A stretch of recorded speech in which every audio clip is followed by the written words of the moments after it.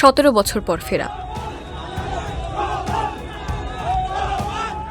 বিমানবন্দরেই এক চিলতে মাটি খুঁজে নিল নির্বাসিত নেতার দু চোখ।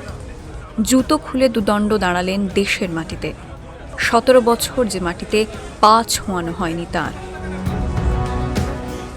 লন্ডনের নির্বাসন থেকে বাংলাদেশ ফিরলেন খালেদা জিয়ার ছেলে তারেক রহমান। বাংলাদেশ এয়ারলাইন্সের বিমানে সিলেট হয়ে ঢাকা। 12 ফেব্রুয়ারি বাংলাদেশের নির্বাচন, তার আগে নেতার প্রত্যাবর্তনে উজ্জীবিত বিএনপি।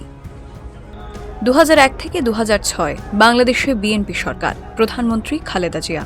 সে সময়ে ঢাকার ক্ষমতা বলয়ে খালেদা পুত্রের প্রভাব বাড়ে। 2007 সালে তত্ত্বাবধায়ক সরকারের আমলে দুর্নীতির দায়ে জেলে যান তারেক। 18 মাস জেলবন্দি থাকার পর 2008 সালে মুক্তি পেয়ে লন্ডনে চলে যান। 2008 সালের নির্বাচনে জয়ী হয় আওয়ামী লীগ, প্রধানমন্ত্রী হন শেখ হাসিনা। তারপর থেকে 2024 সাল পর্যন্ত টানা হাসিনার শাসন চলে বাংলাদেশে। তারেকেরও আর ফেরা হয়নি। 2024 সালের অগস্টে আওয়ামী লীগ সরকারের পতন এবং হাসিনার দেশত্যাগ। বাংলাদেশের সব মামলা থেকে মুক্ত হন তারেক। তারপরই তাঁর দেশে ফেরার সম্ভাবনা তৈরি হয়েছিল। দেশে ফিরে বিমানবন্দর থেকেই বাংলাদেশের অন্তর্বর্তী সরকারের প্রধান মুহাম্মদ ইউনূসের সঙ্গে কথা বলেন তারেক। আল্লাহ হাফেজ, বাংলাদেশ জিন্দাবাদ, বাংলাদেশ জাতীয়তাবাদী দল জিন্দাবাদ, আসসালামু আলাইকুম।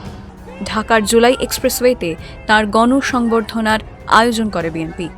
ওসমান হাদির সমাধিস্থলে যাওয়ার কথা বিএনপি নেতার। দেখা করার কথা জুলাই আন্দোলনে আহতদের সঙ্গেও।